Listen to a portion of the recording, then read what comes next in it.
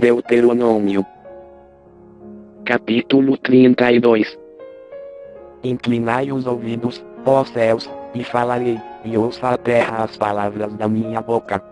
Caia como a chuva a minha doutrina, destile a minha palavra como o orvalho, como chuvisco sobre a erva e como chuva sobre a relva.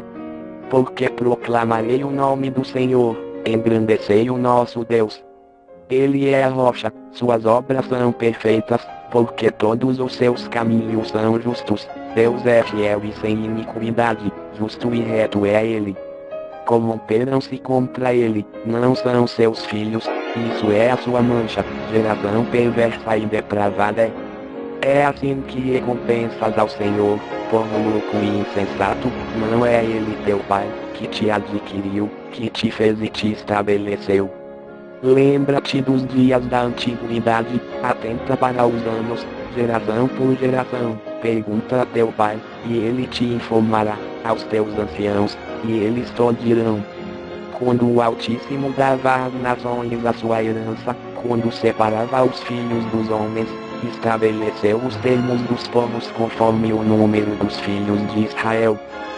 Porque a porção do Senhor é o seu povo, Jacó é a parte da sua herança. Achou-o numa terra deserta, e no erma de solidão e horrendos uivos, cercou-o de proteção, cuidou dele, guardando-o como a menina do seu olho.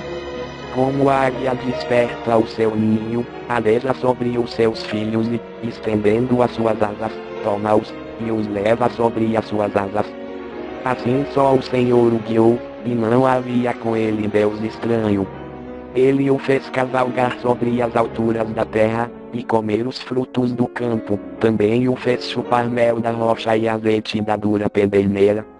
Coalhada das vacas e leite das ovelhas, com a gordura dos coldeiros, dos carneiros de Bazã, e dos bodes, com o mais fino trigo, e por vinho bebeste o sangue das uvas. E Jesurum, engordando, recalcitrou tu engordaste, tu te engrossaste e te cevaste, então abandonou a Deus, que o fez, e desprezou a rocha da sua salvação. Com deuses estranhos o moveram a zelos, com abominações o provocaram a ira. Ofereceram sacrifícios aos demônios, não a Deus, a deuses que não haviam conhecido, deuses novos que apareceram há pouco, aos quais os vossos pais não temerão. Olvidaste a rocha que te gerou, e te esqueceste do Deus que te formou. Vendo isto, o Senhor os desprezou, por causa da provocação que lhe fizeram seus filhos e suas filhas. E disse: esconderei deles o meu rosto, verei qual será o seu fim, porque geração perversa são eles, filhos em quem não há fidelidade. A Deus me provocaram sem aquilo que não é Deus, com as suas vaidades me provocaram a ira, portanto eu os provocarei a Deus com aquele que não é povo, com uma nação insensata os despertarei a ira. Porque um fogo se acendeu na minha ira, e arde até o mais profundo do Seol, e devora a terra com o seu fruto, e abrasa os fundamentos dos montes. Males amontoarei sobre eles, e esgotarei contra eles as minhas setas. Consumidos serão de fome, devorados de raios e de amarga destruição, e contra eles enviarei dentes de feras, juntamente com o veneno dos que se arrastam no pó. Por fora devastará a espada, e por dentro o pavor, tanto ao mancebo como à virgem, assim a criança de peito como ao homem encanecido. Eu teria dito: por todos os cantos os espalharei, farei cessar a sua memória dentre os homens. Se eu não receasse a vexação da parte do inimigo, para que os seus adversários, iludindo-se, não dissessem: a nossa mão está exaltada, não foi o Senhor quem fez tudo isso. Porque são gente falta de conselhos, e neles não há entendimento. Se eles fossem sábios, entenderiam isso, e atentariam para o seu fim. Como poderia um só perseguir 1000, e dois fazê-los de 10.000, se a sua rocha não os vendera, e o Senhor não os empregara? Porque a sua rocha não é como a nossa rocha, sendo até os nossos inimigos juízes disso.